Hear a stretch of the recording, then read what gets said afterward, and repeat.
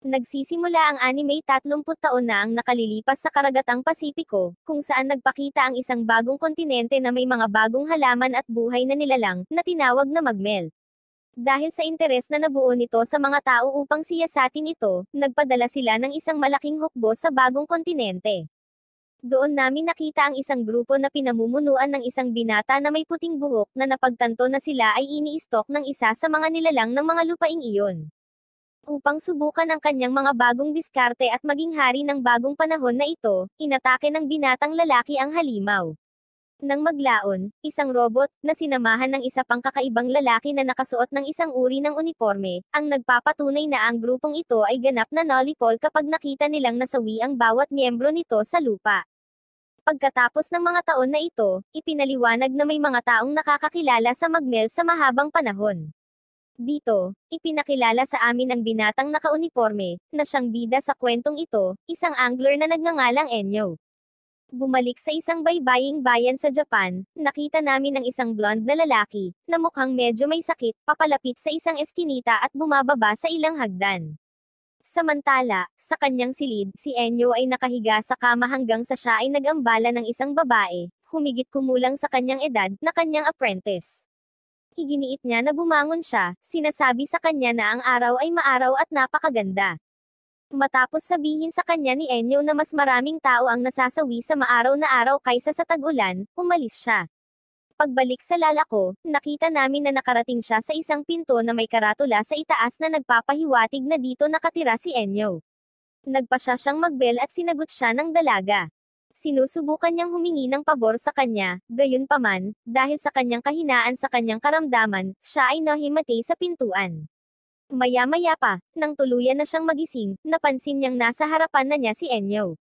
Humingi ng paumanhin ang lalaki sa nangyari at pagkatapos ipakilala ang kanyang sarili bilang si Chris, hiniling niya ang kanyang serbisyo sa isang trabaho upang iligtas ang kanyang kapatid kapalit ng pera na mayroon siya.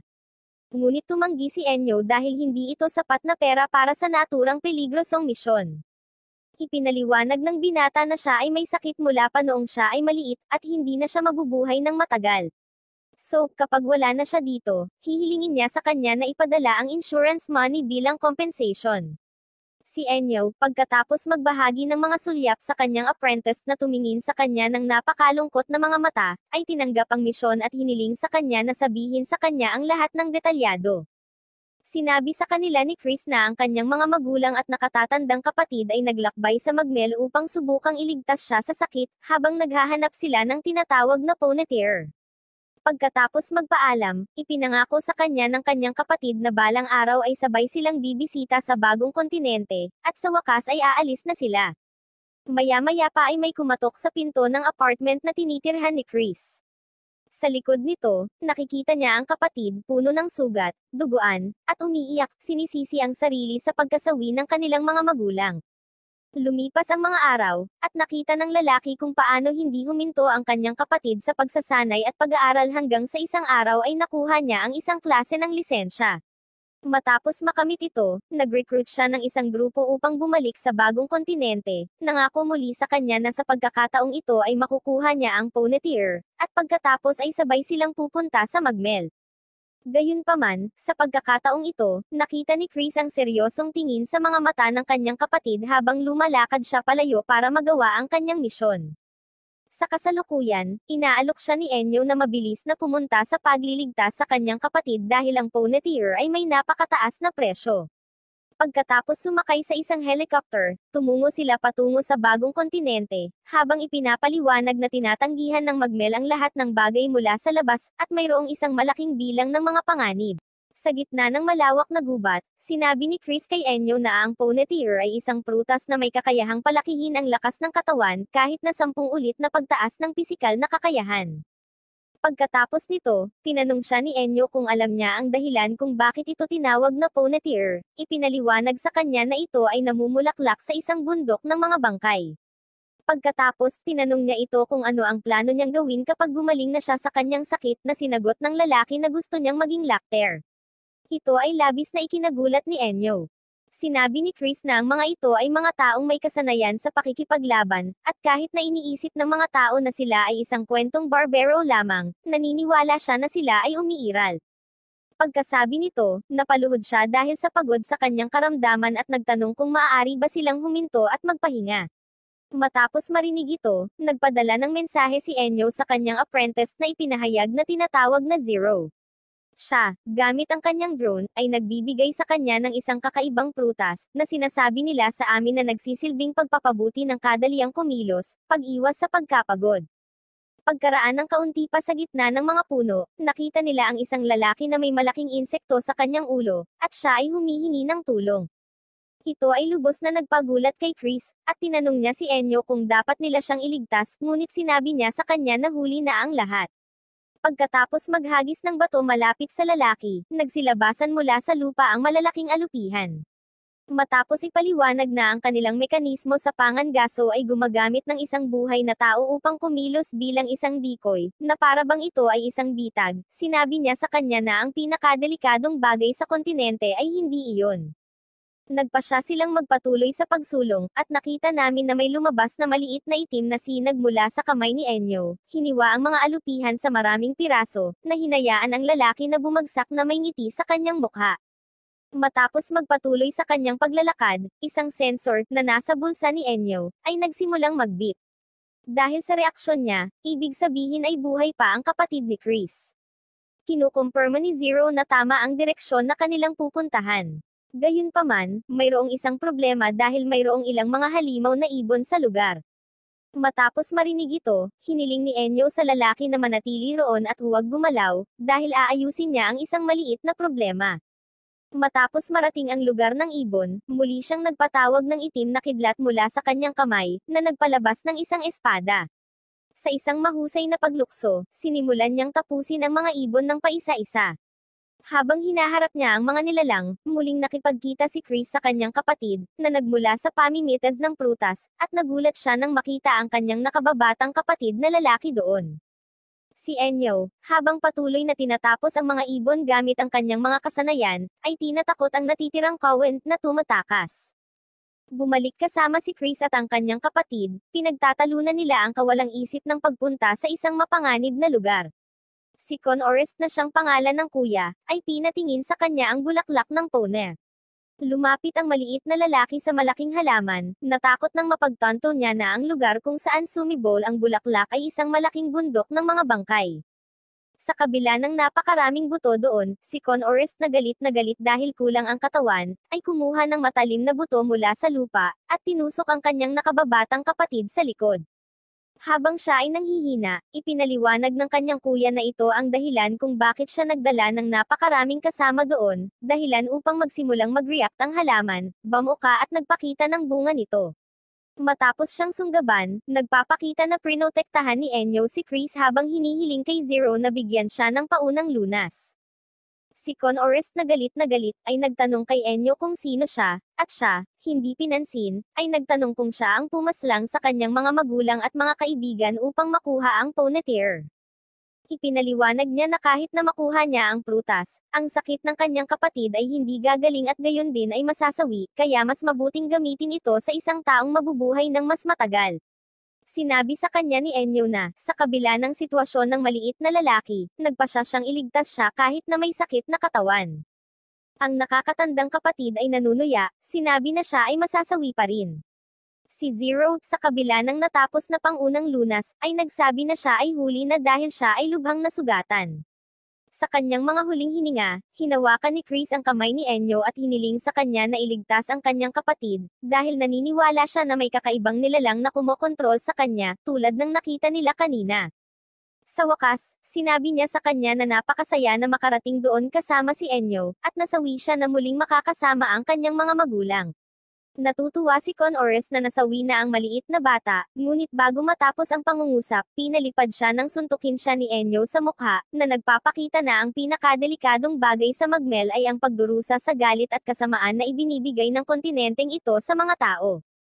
Matapos ang malakas na suntok na ito, galit na bumangon si Con Orest at kinain ang prutas ng Ponep, kaya nadagdagan ang kanyang kalamnan at lakas. Ibinalik niya ang suntok kay Enyo, hinampad niya ito sa bato. Gayunpaman, bahagya itong gumanti, at papalapit ng napakabilis, muli niyang sinaktan ang nakatatandang kapatid, na nagpalipad muli sa himpapawid at bumagsak sa lupa. Sa kaunting lakas na natitira sa kanya, itinaas niya ang kanyang ulo upang makita ang isang lacter sa itaas niya, at naalala na ang kanyang kapatid ay nais na maging isa sa mga kakaibang tao, dahil ang tanging paraan upang mailigtas ang isang taong tulad nito ay ang wakasan ang kanyang buhay, sa wakas ay tinatapos ito sa pamamagitan ng paghampas nito ng malakas sa lupa.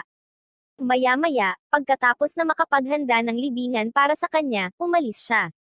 Pagdating sa bahay, sinabi niya kay Zero na natutuwa siya na kasama niya ito, na sinagot niya na ganoon din ang nararamdaman niya.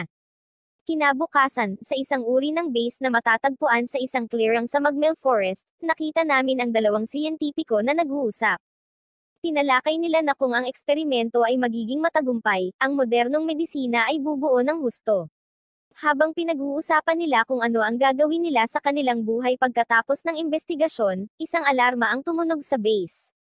Matapos suriin kung ano ang nangyayari sa mga kamera, pinapanood nila ang pag-atake sa kanila ng isang malaking grupo ng tila mga oso na may mga sungay. Pagkatapos nito, ipinakita sa atin ang alaala noong maliit pa si Enyo. Napaluhod siya dahil sa pagod sa harap ng isang matangkad na silweta, na nagsasabi sa kanya na ang nararamdaman niya ay hindi kawalan ng pag-asa at binigay niya ang kanyang kamay upang tulungan siyang bumangon. Bago hawakan ang kanyang kamay, nawala ang silhouette na ito at ngayon ay nakikita si Enyo sa kanyang kasalukuyang edad. Sa sandaling iyon, nag-react siya nang tawagan siya ni Zero at tinanong siya kung desperasyon ba iyon, tinatakot siya at tuluyan na siyang nagising mula sa bangungot na kinaroroonan niya. Ang kanyang unang reaksyon ay tumingin sa mapa sa dingding na nagpapakita ng bagong kontinente. Pagkalipas ng ilang oras, nakita namin ang isang blonde-haired na babae na nakatingin sa ilang direksyon na nakasulat sa isang piraso ng papel. Dumating siya sa bahay ni Enyo, at sa isang alaala, nakita namin na siya ay anak ng isa sa mga siyentipiko, na nagsabi sa kanya na kung may mangyari sa kanya, dapat niyang hanapin si Enyo. Pagkatapos nito, nagpa siya siyang mag-doorbell. Sa kabila ng kanyang napakahusay na pangangatawan, nakatanggap siya ng hindi pagsang-ayon na tingin mula kay Zero. Sa unang pagkarinig na ang babae ay may kahilingan tungkol sa pagliligtas ng isang tao, hiniling ng babae sa kanya na sundan siya. Nang una niyang makita si Enyo, medyo nagdududa siya na siya ang angler na pinag-uusapan nila. Sa kabila nito, sinabi niya sa kanya na nawalan siya ng komunikasyon sa laboratorio ng kanyang ama, at sinabi na sila ang pinuno ng Department of Applied Biological Research sa Polar Star Corporation. Ito ay medyo nagpagulat kay Enyo dahil ang North Star Corporation ay isang medyo malaking grupo at dapat magkaroon ng sarili nitong rescue team, kaya dapat niyang hayaan siyang humawak nito. Ngunit iginiit ng babae, na sinabi kay Enyo na sinabi sa kanya ng kanyang ama na kung may mangyaring masama, dapat siyang pumunta sa lugar na ito upang hanapin siya partikular. Naging dahilan ito upang magtanong si Enyo kung mayroong anumang gantimpala para sa paggawa ng trabaho, dahil ito ay makasarili na isakripisyo ang buhay ng isang tao upang iligtas ito mula sa ibang tao. Medyo nagpagalit ito sa babae, dahil sa tingin niya ay malupit ang pagtanggi ni Enyo na tulungan siya. Ngunit sa wakas ay humingi siya ng tulong sa kanya, sinabi sa kanya na siya lamang ang maaasahan niya at tinawag siyang Showan, na nagpaalala kay Enyo sa misteryosong figure. Gayunpaman, tinanggihan niya ang tulong at sinabi na hindi siya si Showan, na medyo nagpapalito sa dalaga. Nagsimulang maghanap ang dalaga ng isang bagay upang makilala si Enyo. Pagkatayo ni Enyo sa upuan ay sinabi niya na kahit hindi siya ang hinahanap nito ay kaya niyang gawin ito. Kaya tumungo sila sa helicopter. Sa daan, nakita nila ang isang lalaki na nagngangalang Owen, na nagpahayag na ang pangalan ng babae ay Emilia at nagtanong kung sino ang kasama niya. Sinagot niya na siya ang kanyang nakababatang kapatid at sinabi na tutulungan niya silang mahanap ang kanilang ama. Pagkatapos nito, umalis na sila. Sa kanilang pagpunta sa ship, tinanong ni Enyo si Emilia kung sino ang kanyang nakababatang kapatid na lalaki, at sinabi niya sa kanya na hindi siya maaaring magsama ng isang estranghero, kaya pinakamahusay na magpanggap na isang miyembro ng pamilya. Pagkatapos nito, tumungo sila sa ship habang nakikipag-usap sila kay Zero at hinihiling sa kanya na kilalanin ng maaga ang destinasyon. Sumunod si Zero, at gayon din, lumilikha ng mga itim na sinag sa pagitan ng kanyang mga kamay, pinapakita niyang muli ang malaking screen sa kanyang harapan at pinapanta ang kanyang drone. Sa kabilang banda, sa laboratorio na nasa Magmel, nakita namin ang isang armadong security guard na nagpapaputok sa mga nilalang. Gayunpaman, ito ay walang silbi, at siya ay pinapaslang. Mula sa loob, pinagmamasdan ng mga siyentipiko sa mga kamera kung paano nalipol ang kanilang mga kasama. Sa eroplano, habang papunta sa kanilang destinasyon, sinusuri nila kung anong mga nilalang ang kanilang kakaharapin, na isang uri ng oso na kadalasang kumakain ng maiinit na mineral. Gayunpaman, kung sila ay magagalit, ang kanilang balat ay magiging bakal, at sila ay mawawalan ng kontrol. Pagkatapos nito, ang taong tila gumagabay sa mga sundalo ay nag-ulat na mayroong humigit kumulang 30 mga espesimen sa paligid ng laboratorio, at na ito ay isang emergency na sitwasyon or hindi bababa sa ito ay hanggang sa dumating sila. Naging sanhi ito upang magsimulang tumawa ang mga sundalo, na Jean ang bala ni Enyo, na nagsasabing taon-taon ay humigit kumulang 900,000 na katao ang nawawala sa bagong kontinente, kung saan 1/3 lamang ang maaaring mabuhay at makabalik. Binabati siya ng isa sa mga sundalo dahil sa napakaraming pinag-aralan niya tungkol sa mga lupaing iyon, ngunit sila ang magtitiyak na higit sa ikatlong bahagi ng mga naruroon ang mabubuhay. Samantala, sa laboratorio, nakita ng mga kamera ang pagdating ng rescue team mula sa ship. Hinihanay nila ang kanilang mga sandata at pinaputukan ang mga hayop na ikinasawi ng ilan sa kanila. Medyo nagpagulat ito kay Enyo, ngunit ipinaliwanag ng lalaking nangunguna sa operasyon na ang mga bala ay gawa sa metal na natagpuan nila sa magmel. Gayunpaman, Jean ang bala siya ni Enyo, sinabi na hindi niya iyon tinutukoy, ngunit nagulat siya na sinalakay ng mga nilalang ang laboratorio ng pananaliksik. Kung saan ang sagot ng lalaki ay dahil lang sa napakarahas nila, kaya labis na hindi nagtitiwala si Enyo. Kapag nasa itaas na ng laboratorio, nagparachute ang mga sundalo at ginagamit ang kanilang mga sandata para atakihin ang mga oso mula sa langit na sunod-sunod na pinapaslang. Sa sandaling iyon, nakipag-usap si Zero kay Enyo na nagbabala sa kanya na may papunta doon. Kaya, hinihiling sa kanya ng isang ito na ibahagi ang larawan. Sa loob nito, nakita niya ang isang napakalaking butiki, na mas malaki kaysa sa mga puno, papalapit, na aakit ng dugo ng mga oso. Nagsisimula itong atakihin ang lugar ng mga naglalakihang bato, ibinabato ang mga ito gamit ang buntot nito sa direksyon ng ship. Nagpasya ang lalaki na umatras matapos masira ang nag-iisang missile na kayang harapin ang nilalang. Binuksan ni Enyo ang pinto ng ship, hinawakan si Emilia sa baywang at tumalon palabas ng napakalaking eroplano, habang ang mga natitira sa ship ay tumakas sa lugar. Sa sandaling nasa lupa, sinimulan nilang imbestigahan ang malaking projectile at hiniling sa babae na ayusin ito kung gusto niya talagang iligtas ang kanyang ama. Pinapakita niyang muli ang mga itim na sinag na iyon sa pagitan ng kanyang mga kamay, itinataas ang napakalaking sandata at lumikha ng isang istruktura sa paligid nito, pagkatapos ay tinanong niya ang babae kung alin sa dalawa ang dapat masawi, itinuro muna ang reptilya at pagkatapos ay sa base kung nasaan ang kanyang ama. Tinanong siya ni Emilia kung bakit nagpakita ang magmel sa mundong ito. Sinasabi niya sa kanya na ito ay dahil ang mundo ay sobrang boring. Sa pamamagitan ng mga kamera ng laboratorio, nakikita nila kung paano huminto ang dambuhalang butiki, at nasa ibabaw nito ngayon si Enyo. Hinihiling niya na palayain ang mga bihag upang sila ay mailigtas. Sa sandaling iyon, nagulat ang doktor. Nakilala ng pinuno ang sombrero at damit ng lalaki na nakatayo sa nilalang at naisip si Showan. Pagkatapos ay tinanggap niya ang kahilingan ng lalaki. Habang tinatapos ni Emilia ang paghahanda para sa missile pinasunod ni Enyo ang nilalang sa kanya, at pagkatapos iposisyon ito sa isang tiyak na punto, hiniling niya sa babae na umatake. Sumunod siya, ngunit tila iiwasan ito ng halimaw. Gayunpaman, humingi ng paumanhin si Enyo sa halimaw at lumikha ng isang malaking kamay, kung saan itinulak niya ang reptilya, na naging sanhi ng pagdaan ng missile sa halimaw, na ginawa itong sumabog sa pagbuhos ng dugo. Pagkatapos pinalaya ng ama ng babae ang ilang anak ng oso na nakakulong. Nang nasa ship na, ipinaliwanag ni Enyo na gusto lamang ng mga oso na palayain ang kanilang mga anak, kaya naman inatake nila sila. Kung saan ipinaliwanag ng tao sa ship na kapag ang dugo ng mga supling ay denalisay, sila ang nagiging pinakamatigas na metal sa mundo. Pagkatapos ng maikling pag-uusap, sinabi sa kanya ni Enyo na naroon siya dahil tinawag siya ng kanyang anak. Makalipas ang ilang oras sa balita, sinabi nilang bumagsak ang ship na kanilang sinasakyan sa hindi malamang dahilan. Gayunpaman, walang nasawi. Pagkatapos nito, pinag-usapan ni Emilia, kasama si Enyo, kung paanong hindi na magtatrabaho ang kanyang ama sa bagong kontinente. Sa kanyang pagdating, umalis si Enyo. Sa hapon, naglalakad ang bida sa tabi ng dalampasigan habang nakikipag-usap sa drone ni Zero, na sinasabi sa kanya na balang araw ay tatangkad siya, na sinagot ng masayahing batang babae na mangyayari din ito sa kanya. Makalipas ang ilang araw, nanunood ng telebisyon si Enyo at ang kanyang apprentice. Sa sandaling sinubukan niyang kumuha ng puding mula sa mesa, gayunpaman, kinuha ito ni Zero sa kanyang mga kamay na may mahinang sampal, na sinasabi sa kanya na ang puding ay kanya. Pagkatapos nito, nagpatuloy sila sa panonood sa malaking screen, kung saan nakita nila ang isang auction kung saan nag-aalok sila ng isang napakabihirang nilalang mula sa Magmel, ang Nanorobado, isang ibong may kakayahang magtanggal ng anumang uri ng lason.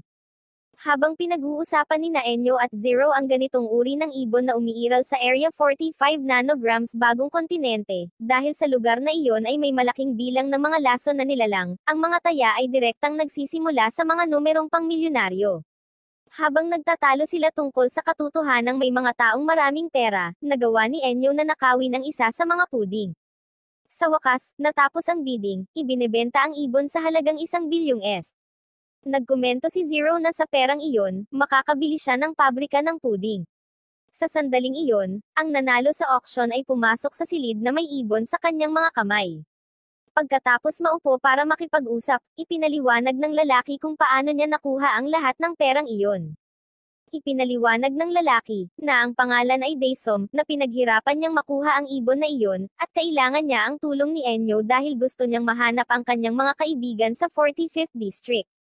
Sinabihan siya ni Enyo na sumuko na, dahil sa lugar na iyon, napakaraming mapanganib na nilalang na posibleng nasawi na ang kanyang mga kaibigan. Sinisiraan niya siya, na sinasabing sila ay talagang walang isip na naruroon. Ang lalaki, matapos marinig ito, ay ipinaliwanag sa kanila na ang kanyang mga kaibigan ay mga immigrant, at 30 taon na ang nakalipas mula nang mangyari ang insidente sa Magmel. Sinabi rin niya na sa mga naninirahan doon, ang mga unyon ay napakalakas dahil hindi sila mabubuhay maliban kung sila ay magtutulungan sa isa't isa. Siya at ang kanyang mga kaibigan, sina Stuart at Stain, ay magkasama para sa lahat, gamit ang dalawang insekto doon upang labanan ang isa't isa na para bang ito ay isang malaking palaruan para sa kanila.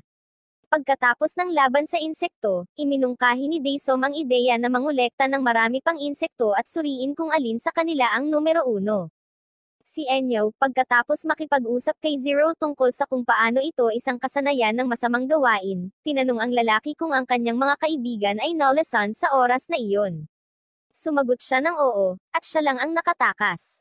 Dahil sa takot, wala siyang mapagsabihan kahit kanino, at pagkaraan ng ilang panahon, nabigo ang plano sa imigrasyon. Kinailangan nilang umalis sa bagong kontinente, kaya nawalan siya ng pakikipag-ugnayan sa mga kamag-anak nina Stuart at Stain. Mula noon, nagsimula siyang magtrabaho ng husto upang kumita ng malaking pera para mabili ang ibong iyon, dahil maaari nitong alisin ang anumang lason. Pinipilit ni Enyo na ipaintindi sa kanya na pagkatapos ng mahabang panahon, malamang nawala na silang buhay. Gayunpaman, sinabi ng lalaki na alam niya, gayunpaman, gusto niyang makatiyak, at pagkatapos mag-alok sa kanya ng halaga ng pera na isinasaalang-alang niya, tinanggap ni Enyo ang trabaho. Ang ilang karagdagang mga kondisyon ay nagbago, at pagkatapos sabihin sa kanya na ang kanyang mga damit ay hindi optimal para sa paglalakbay sa lugar na iyon, hiniling niya kay Zero na ihanda ang mga damit ng lalaki. Sa sandaling nasa Magmel, malungkot si Daysom na bumalik sa mga lupain kung saan siya lumaki, at nakipag-usap kay Enyo tungkol sa kung paano ang ginagawa niya sa pamamagitan ng pagtulong sa mga tao ay isang magandang bagay, at dapat na mas maraming tao ang gumawa nito. Ngunit sagot ni Enyo na kung hindi siya makakakuha ng pera, hindi siya makakatulong sa sinuman, at kahit sino ay maaaring gawin ito.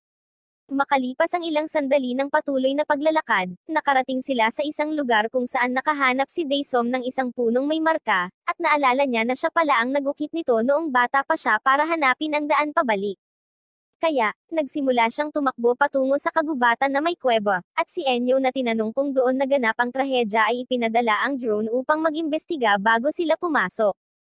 Pagkatapos, naalala ng lalaki kung paano nangyari ang isang insidente sa isang clearing sa kagubatan kung saan, matapos maglagay ng uod sa isang alakdan at paniki sa loob ng isang garapon at naghintay ng kaunti, nang buksan niya ito, ang kanyang mga kaibigan ay nalasan sa mga singaw na lumabas sa sisidlan. Nabalot ng galit, itinapon ni Daesom ang lalagyan ng malakas sa lupa, nabasag ito sa maraming piraso, nanghihinayang sa pagtakas pagkatapos mangyari iyon. Gayunpaman, sinabi sa kanya ni Enyo na ang kanyang mga kaibigan ay buhay pa, at mula sa kadiliman ng kuweba, isang higanteng alakdan ang nagsimulang magpakita. Ngunit nang mapansin ng isang ito, na may buhok, mabilis na nakilala ng lalaki ang kanyang kaibigan, si Stuart. Dahil isa na itong halimaw, walang awang inatake siya nito, ngunit nagtagumpay silang maiwasan ito ng may swerte. Nais ng lalaki na mga tuwiran sa nilalang, sinusubukang ipaalala sa kanya na siya ay kanyang kaibigan noong bata pa. Biglang pumasok sa kuweba ang isang malaking paniki, inaatake ang alakdan, at pagkatapos makita na mayroon siyang salamin sa kanyang kaibigan, nakilala rin niya siya bilang si Stain, at natutuwa siya na siya ay buhay din. Gayunpaman, tila hindi niya ito nakikilala at inatake siya, kaya itinapon ni Enyo ang lalaki sa lupa upang maiwasan siya. Sa sandaling iyon, iniisip ni Daesom na kung gagamitin niya ang ibon upang gamutin ang lason nito, maaari niyang gawing tao ang mga ito. Kaya, tumakbo sila patungo sa hole habang nag-aaway ang dalawang nilalang. Kahit na walang ibang nakikitang pagpipilian si Enyo kundi ang salakayin sila, iniwasan ito ng lalaki, na nauwi sa pagitan ng dalawang nilalang. Sa pagtingin sa kanilang mga mata, nagsimula siyang umiyak, labis na nagsisisi sa desisyong ginawa niya na tumakas noong siya ay maliit, at napagtanto niya na parehong naiintindihan ng mga halimaw ang kanyang sinasabi, at natutuwa siyang makilala. Kaya, tinanong ni Daesom si Enyo, so, sa ibong iyon, mawawala ang laso ng dalawa. Kung saan siya ay sumagot ng oo. Gayunpaman, ang kanyang mga kaibigan ay masasawi, dahil sa kanilang pagbabago, kailangan na nila ngayon ang lason na iyon upang mabuhay, at kung gagawin nila ito, sila ay masasawi, dahil hindi na sila maaaring maging tao muli. Pagkatapos nito, ang dalawang napakalaking halimaw ay tumungo sa isang lugar na may intensyon na pareho silang sumunod sa kanila at umalis sa yungib. Narating nila ang lugar kung saan nakalagay ang marka sa puno, bilang senyales na talagang naaalala nila siya sa masasayang panahon nila noong mga bata pa sila. Pagkatapos nito, nagpasya silang bumalik sa kuweba, nagpaalam sa kanila. Tinanong siya ni Enyo kung sigurado ba siyang ayaw niyang tapusin ang mga ito, dahil kung minsan ang kasawian ay isang kabaitan at maaaring magpatigil sa kanila sa pagdurusa. Gayunpaman, sinabi ng lalaki na hindi kinakailangan na tumapos ng buhay, dahil ito ay makasarili, at habang sinasabi niya ito, binitawan niya ang ibon, at sinabi niya na kahit na magkaiba na sila ng katawan, sila pa rin sina Stuart at Stain, at kahit nagbago na sila, nagbago rin siya simula noong araw na iyon. Pabalik sa bansa, sina Enyo at Zero ay nanunood ng lecture ni Daesom kung saan sinabi niya na ang lahat ng kita mula sa mga benta na protektado ng kalikasan ng Magmel ay gagamitin para sa mga taong nawalan ng mga kamag-anak sa bagong kontinente, at gayon din na magtatayo siya ng pabrika ng puding. Nang tinanong siya ng isa sa mga mamamahayag kung bakit partikular na ang puding, sinasagot niya na ito ay isang karagdagang kondisyon. Kaya, si Enyo, na masaya tungkol dito, ay kinuha ang isa sa mga lalagyan, ngunit ang kanyang apprentice ay mabilis na ninakaw ito mula sa kanyang mga kamay, na nagsasabi sa kanya na siya ay makakain lamang ng isang puding bawat 20 araw. Medyo bumabagabag ito kay Enyo dahil napakakuripot nito. Kinabukasan, pumunta ang dalawang ito sa palengke, at nakakita ang babae ng isang bagay na sa tingin niya ay masarap at gusto niyang subukan, ngunit sinabi sa kanya ni Enyo na dapat lang niyang subukan ang kalahati at hayaan siyang gumastos ng 30 yen kung saan medyo masama ang loob niya dahil sa tingin niya ay napakakuripot niya. Kapag binilhan niya ito, sinabi sa kanya nang nagbebenta na ang isa ay nagkakahalaga ng 40 yen, ngunit binibigyan lamang niya siya ng 30. Ang lalaki, nang makita ito, ay nagsabi sa kanya na hindi ito sapat at ito ay isang negosyo na hindi niya kayang ibaba ang halaga ng presyo sa bawat taong humihingi nito. Ngunit siya, nang hindi siya masyadong naiintindihan, ay nagsabi sa kanya na kung maaari niyang makuha ang susunod na mamimili na magbayad sa kanya ng 10 yen ng higit pa, walang problema, dahil kikita siya ng pareho. Natatawa ang tindero dahil gusto niya ang ugali ng babae, kaya ngayon lang, ibebenta na niya ito ng mas mura. Nakita ni Enyo na mukhang maganda ito, kaya nagpasya siyang bumili din, ngunit nang humingi siya ng isa sa nagbebenta, sinabi nito sa kanya na ang presyo nito ay 50 yen na ngayon, at medyo ikinagalit nito si Enyo. Pagkatapos nito, marami silang naririnig na nagkakagulo at nagtataka kung ano ang nangyayari. Kaya, habang papalapit sila, nakita nila na pinag-uusapan nila ang tungkol sa isang mapaghimalang tao na tinatawag na Verine Estelle Arya, na isang babaeng maputi na may blonde na buhok na nakapasok sa Magmel ng 8 beses upang makipagsapalaran, at mayroon siyang isang seryosong anunsyo na gagawin ngayon. Sinabi pa niya na kahit ngayon, ang mundo ay napapaligiran ng mga digmaan at patuloy na umiiyak ang mga batang nawalan ng mga magulang, kaya gusto niyang iligtas ang pinakamaraming bata hanggat maaari. Kaya, muli siyang babalik sa bagong kontinente, at pagkatapos ng naturang balita, sinisimulan ng lahat na sabihin ang kanyang pangalan. Gayunpaman, napansin ni Zero na pinagmamasdan ni Enyo ang babae na may malamig at seryosong tingin, kung saan sinagot niya na hindi ito isang mapaghimala na tao at binansagan itong Bloody Mary. Nang maglaon, pabalik sa base, naghanap si Zero ng impormasyon tungkol kay Verine na ito at nalaman niya na upang matulungan ang isang ampunan na may kahirapan sa negosyo, nagpunta siya sa Magmel ng mag-isa at, sa pagdaig sa maraming panganib, nag-uwi ng maraming loot upang ibigay ang lahat ng kanyang kinikita sa ampunan nang hindi isinasaalang-alang ang kanyang sariling kapakanan. Matapos basahin ito, naisip ng babae na isa siyang mabuting tao. Gayunpaman, naaalala niya ang mga salita ng kanyang master nang hindi alam kung bakit sinabi nito sa kanya iyon. Kaya, pagkaraan ng ilang sandali, gamit ang kanyang drone, dumating siya upang siyasatin ang orphanage at nakita ang lahat ng mga bata na masaya, naglalaro, at nagsasaya, maliban sa isang batang babae na umiiyak sa harap ng ilang mga bulaklak, at ito ay labis na ikinagulat ni Zero, dahil naalala niya ang kanyang nakaraan kung saan puro pasa at punit ang damit. Pagkatapos nito, sa patuloy na pagmamasid sa pamamagitan ng drone, nakita niyang nilapitan ni Verine ang maliit na batang babae upang tanungin kung ano ang mali, at sinagot niya na ang kanyang kaibigan na si Mumo ay nawala. Kaya, sinabi sa kanya ng babae na hahanapin nila siya ng magkasama, at ito ay nagpapasaya sa batang babae, na yumakap sa kanya. Si Zero ay patuloy na nagmamasid gamit ang kanyang drone, na nakatago sa mga halaman, hanggang sa mapansin niya na ang babae ay nakatingin sa kanyang direksyon, ngunit tila hindi siya nito nakita habang hawak niya ang kamay ng batang babae, at sila ay pumasok sa loob ng ampunan. Pagkatapos nito, na-deactivate ni Zero ang kanyang mga kakayahan, na ginawang mawala ang controller ng drone at ang TV, at sa sandaling iyon, pumasok si Enyo sa silid, na kumuha ng libro, at sa pag-upo sa PC, makikita na may nakabukas na tab kung saan naroon ang impormasyon tungkol kay Verine. Pagkatapos nito, isang alaala ang pumasok sa isip kung saan, noong siya ay maliit, kasama ang isang misteryosong lalaki, narinig nila ang isang babaeng sumisigaw. Mula sa itaas ng ravine, makikita nila na si Verine ay inaatake ng isang halimaw. Kaya, ang misteryosong binata na may puting buhok ay nagbabala kay Enyo na ang nilalang na ito ay medyo mapanganib, at hiniling sa kanya na manatili doon. Matapos siyang tumalon at harapin ito, nakita natin na mayroon din siyang materialization powers na katulad ng kay Enyo, at lumikha ng isang malaking libro, dinurog at pinalo ang halimaw hanggang sa ito ay mawalan ng malay. Sa sandaling iyon, bumaba si Enyo mula sa bangin upang salubungin ang kanyang guro at ang babaeng ito. Matapos siyang balaan na ang lugar na ito ay mapanganib para sa isang babae na mag-isa, inirekomenda niya na umalis siya, ngunit sumagot si Verine na dapat siyang naruroon para sa higit na kabutihan. Kaya, hindi na ito tinanong ng lalaki at nagsimulang umalis. Ibinahagi ni Enyo ang mga tingin kay Verine, namumula, at pagkatapos ay tumakbo palayo sa kanyang master. Nang gabi ring iyon, habang natutulog ang misteryosong lalaki na may puting buhok, nagpa siya si Enyo na hanapin ang babae dahil balisa siya kapag iniisip na maaaring nasa panganib ito. Sinamantala niya ang pagkakataong umalis at hanapin siya. Makalipas ang ilang sandali ng paglalakad sa gubat, sa wakas ay narating na niya ang kinaroroonan ng babae, ngunit nang makita niya ang ginagawa nito, nabalisa siya. Bumalik na siya sa kasalukuyan habang nakatingin pa rin sa screen ng PC, iniisip na ang babaeng ito ay isang pagkakamali ng demonyo.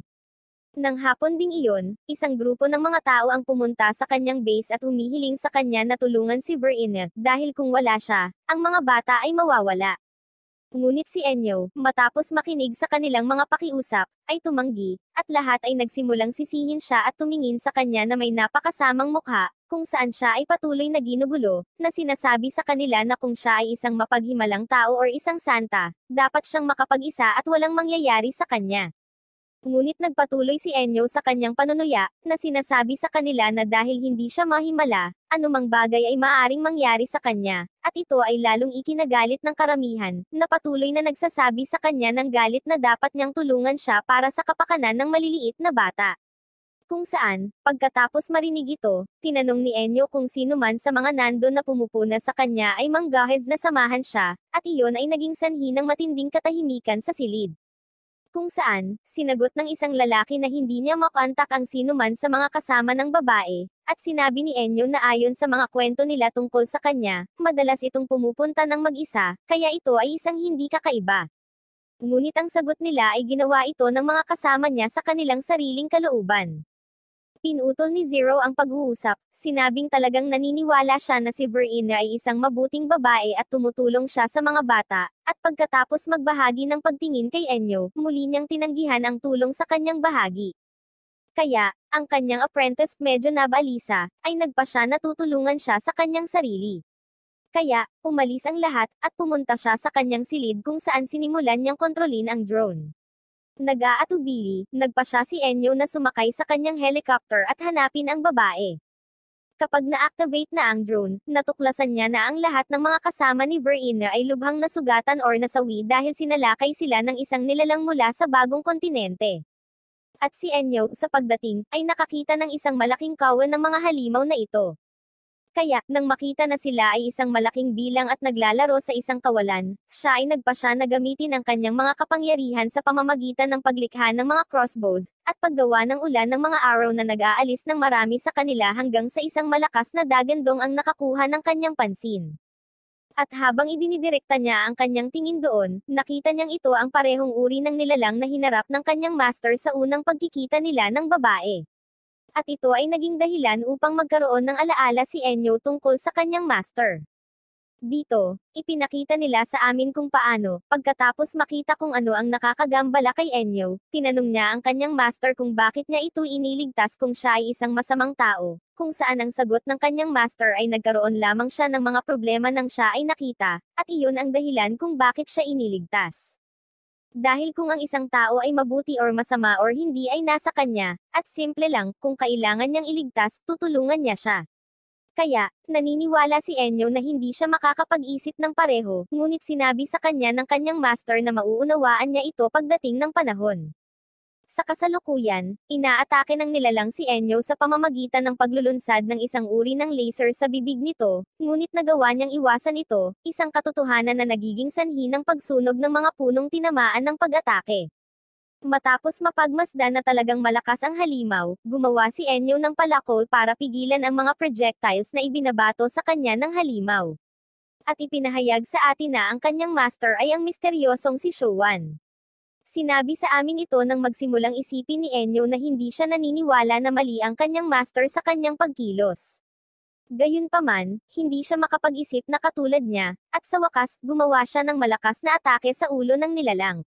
Natakot ito at tumakbo palayo.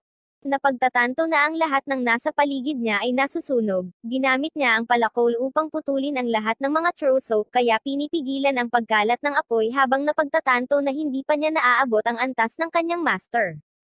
Samantala, patuloy na hinahanap ni Zero ang babae hanggang sa wakas ay matagpuan niya ito, ngunit may nakita siyang eksenang gumugulo sa kanya. At sa sandaling iyon, dumating si Enyo sa parehong lugar kung nasaan ang drone, pinagmamasdan kung paano lumabas si Verena mula sa bangkay ng isa sa mga nilalang, na nag-aalis ng mga organo ng halimaw at nababad sa dugo. Sinabi niya na ang mga panloob na organo ng halimaw na iyon ay ipinagbibili sa mataas na presyo at kung ibebenta niya ang mga ito, marami siyang matutulungan na bata. Ipinaalam sa kanya ni Enyo na marami sa mga kasama niya ang nasawi, kung saan sinisikap niyang bigyang katwiran ang kanyang sarili sa pagsasabing sinamahan nila siya sa kanilang sariling malayang kalooban, upang pagkatapos ay ipagpatuloy ang pag-alis ng mga organo mula sa hayop.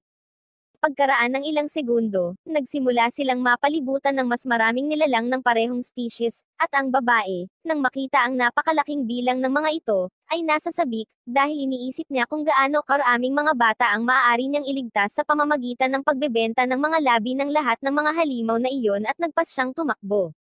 Sinubukan siyang pigilan ni Enyo, ngunit si Zero, nang makita ang nakakabaliw na hitsura ng babae, ay nagrekomenda na umalis si Enyo dahil sa napakaraming bilang ng mga hayop kung saan binibigyang pansin niya, at umalis sila, na nagbibigay daan para lumunin ng mga nilalang ang kanilang natalong kasama. Pagkalipas ng mga araw, nalaman namin na nasawi si Ver-Ines sa Magmel. Gayunpaman, naniniwala ang kanyang mga deboto na hindi siya nasawi ngunit ngayon ay naging isang diyosa. Nang marinig ito, labis na nalungkot at umiiyak ang babaeng tinulungan ng babae hanggang sa makuha ng drone ni Zero si Mumo, na isa pala itong stuffed animal na mahal ng batang babae. Nang maglaon, habang naglalakad sa palengke, si Enyo at ang kanyang apprentice ay may maliit na pag-uusap tungkol sa konsepto ng mabuti at masama, dahil ito ay isang bagay na orihinal na nilikha ng mga tao. Pagdating sa kaparehong food stand gaya ng huli, sa pagkakataong ito, si Enyo naman ang iniimbitahan, at pagkatapos nito, nagpasya silang kumain ng sabay habang patuloy silang naglalakad. Matapos ang pagpapakita ng Magmel, ang pangarap ng isang tao, na inspirasyon ng mga kwento ng isang pirata, isang mangangaso, isang gourmet, at isang editor ng manga, ay nalikha. Dahil sa hindi mabilang na mga panganib na umiral sa bagong kontinente, marami ang hindi nakabalik.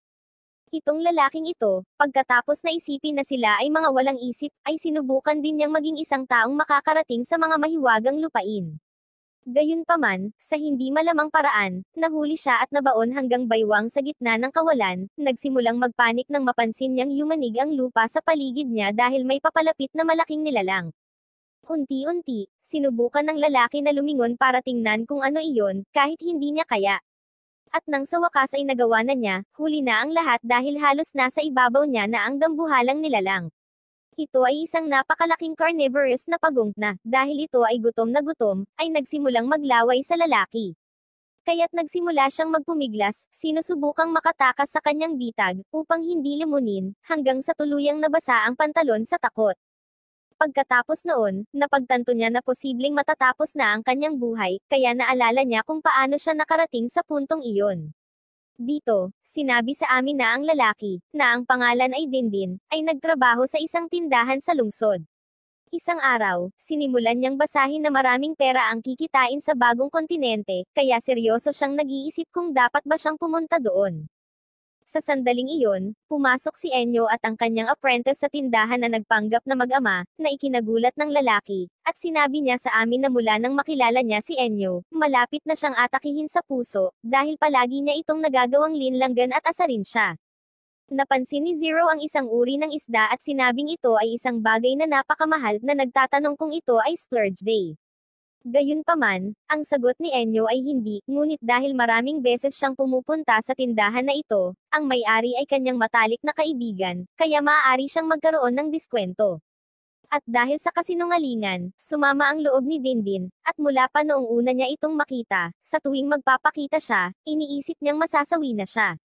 Noon niya sinabi sa amin na sa unang pagkakataon na pumasok si Enyo sa tindahan, tinanong niya ang presyo ng isang flashbang grenade, at nang sagutin ng lalaki na ito ay 4,000 yen, binigyan lamang siya ni Enyo ng 1,000 at nagsimulang magtaka kung siya ay baliw. Pagkatapos ay nag-alok lamang siya ng 800, kaya hiniling niya kay Enyo na ihinto ang pagbibiro, na sinagot niya na hindi niya dapat bayaran ang orihinal na presyo nito dahil ang granada ay nasa masamang kondisyon na.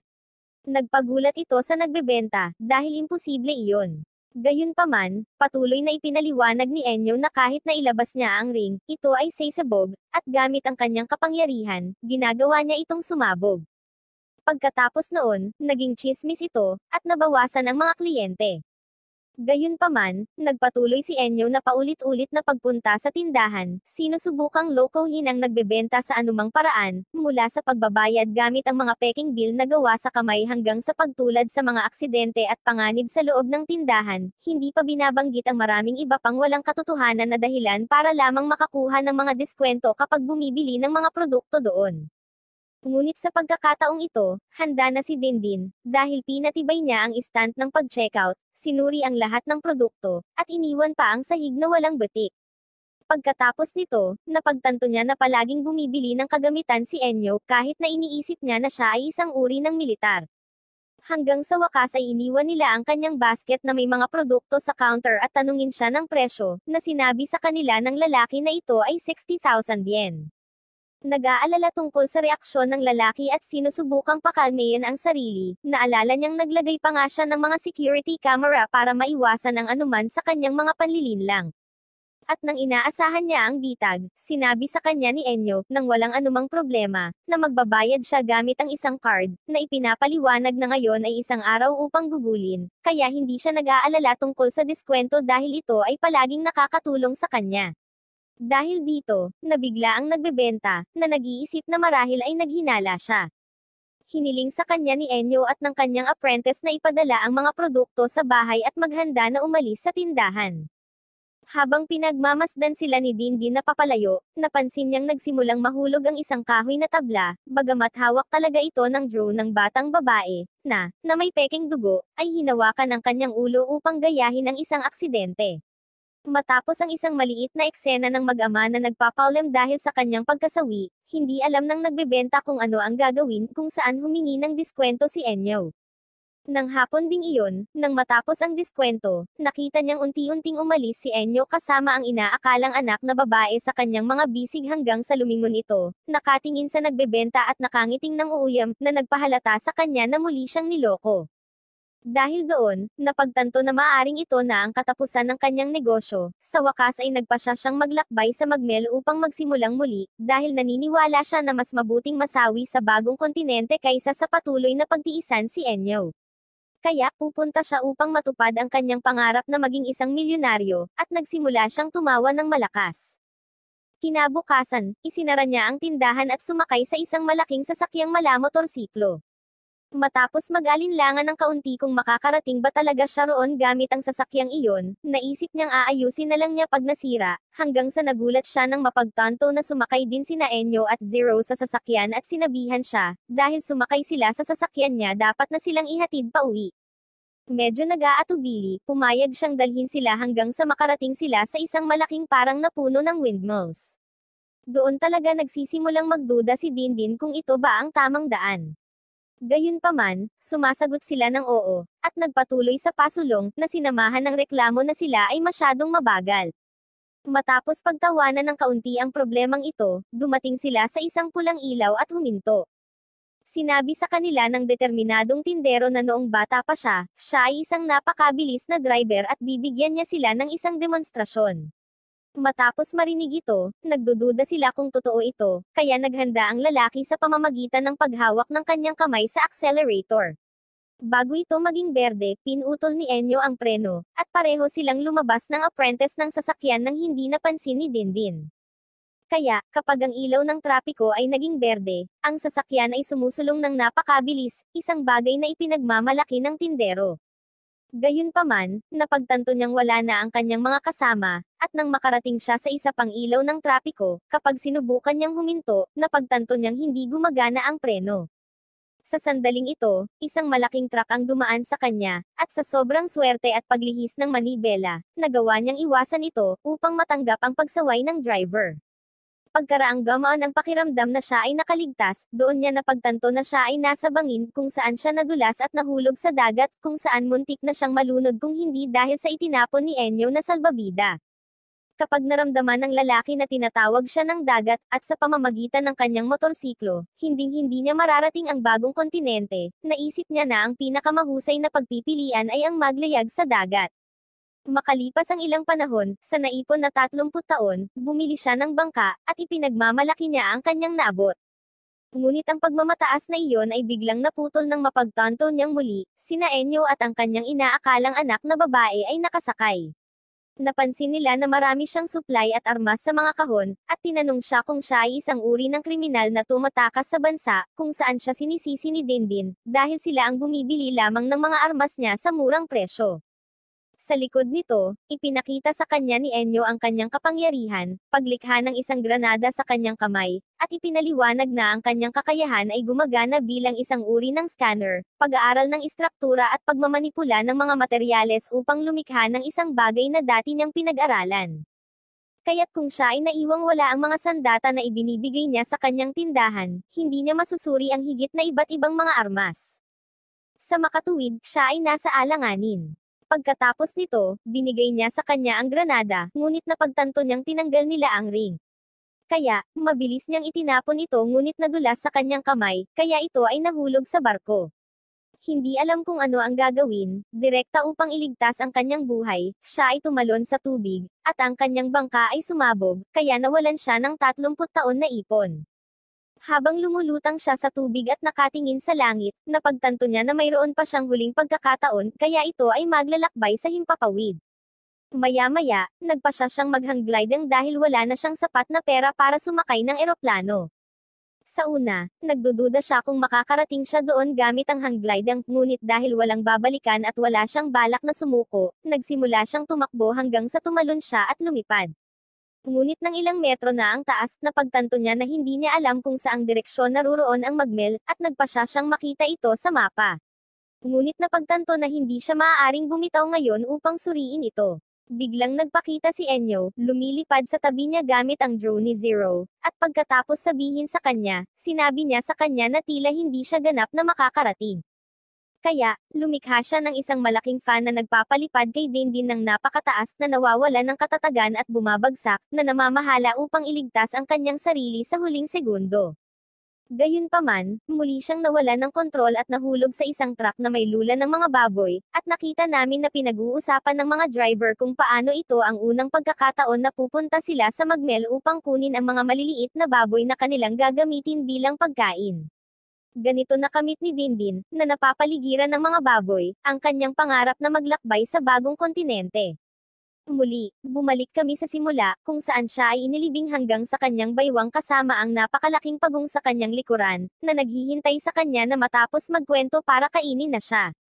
Bago niya ito lamunin, nagpakita si Enyo na nagligtas sa kanyang buhay. Isang katotohanang labis niyang ikinatutuwa at masaya dahil nakikita niyang talagang tinuturing niya itong kaibigan, at sinabi ni Enyo sa kanya na muli siyang mamili sa kanya. Pagkalipas ng ilang araw, nakita namin si Enyo na nakatingin sa isang malaking screen na may pusa, habang inaalala ang kanyang pagkabata kasama si Showan sa isang malaking bahay na gawa sa kahoy sa isang lumang puno, habang si Zero, excited, ay patuloy na tumitingin sa screen, kung saan mayroong isang programa tungkol sa mga kuting, at sa tingin niya ay kaibig-ibig ang mga ito. Tuwang-tuwa, nakikita ang bawat isa sa mga bagay na kanilang ginagawa, sa wakas, dumating siya sa konklusyon na gusto niyang mag-ampon ng isang kuting at tinanong si Enyo kung maaari silang magkaroon nito, na tinanggihan niya. Kapag tinanong siya nito kung bakit, sinabi ni Enyo sa kanya na ayaw niya ng pusa dahil kinasusuklaman niya ang mga ito. Ito ay lubos na nakakagulat sa babae, na pagkatapos na isipin kung gaano sila kaibig-ibig, ay naniniwala na imposibleng maput sa mga pusa maliban kung ikaw ay isang masamang tao. Sinabi pa niya na ang mga tao ay nalulunasan ang kanilang sarili sa pagkabalisa sa trabaho, sa pamamagitan ng panonood ng mga kuting na video sa internet, kung saan ipinaliwanag niya na ito ay isang pagsasabuatan kung saan mayroong isang masamang kapangyarihan na nakapasok sa mga video ng pusa, at sa katotohanan, ninanakawan nila ang kanilang fighting instinct para magtrabaho sila na parang mga kabayo. Gayunpaman, sinabi ni Zero sa kanya na hindi magandang magsinungaling, at hinawakan ang kanyang sombrero, itinuro ang mga badge ng kuting na mayroon ito, na sinasabi na sila ay mga pusa, or hindi bababa sa sila ay mukhang mga. Gayunpaman, si Enyo, pagkatapos ipaliwanag na hindi sila pusa, ay sinabi sa kanya na hindi niya gusto ang pagkakaroon ng mga alagang hayop. Dahil dito, napakaseryoso ni Zero, na pagkatapos na patuloy na obserbahan ang mga badge sa kanyang cap, ay nagtanong sa kanya kung ang mga ito ay isang bagay na mahalaga sa kanya, kung saan patuloy niyang inaalala ang kanyang nakaraan kasama ang kanyang master. Noon, tinanong ni Enyo si Showan kung bakit siya tahimik at kung ano ang matagal na niyang iniisip, na sinagot niya iyon ay sa kanyang pamilya.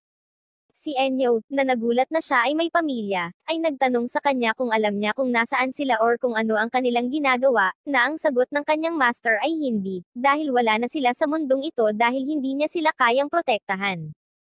Si Enyo, medyo nagulat, ay nagtanong sa kanya kung siya ay hindi sapat na malakas, ngunit sinagot ni Showan na siya ay mas malakas kaysa sa sino man, kaya ang kanyang apprentice ay nagtanong sa kanya kung ito ay dahil hindi siya nagsisikap ng husto, kung saan siya ay tumugon muli sa pamamagitan ng pagsasabi sa kanya na siya ay marahil ang taong nagsusumikap sa lahat.